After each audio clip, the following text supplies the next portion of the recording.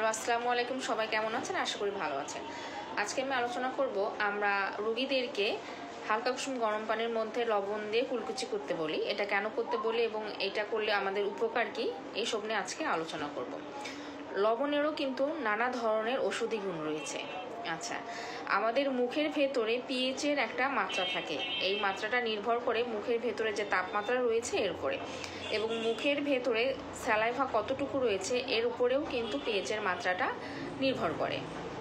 মুখের ভেতরে পিএইচের মাত্রা যদি নিয়ন্ত্রিত না থাকে তাহলে কিন্তু নানা ধরনের ব্যাকটেরিয়া তৈরি হয়, এবং মুখের ভেতরে অ্যাসিডিকের মাত্রাটা যদি বেড়ে যায় তাহলে এই যে ব্যাকটেরিয়াগুলো যেগুলো আছে এগুলো অনেক অংশেই বেড়ে যায়, এবং এই বেড়ে যাওয়ার কারণে মুখের ভেতরে নানা ধরনের রোগ তৈরি হয়ে যায়।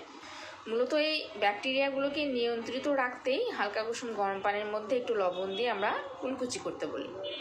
এর ফলে হয় কি, অ্যাসিডিকের মাত্রাটা কমিয়ে মুখের ভারসাম্যটা বজায় থাকে।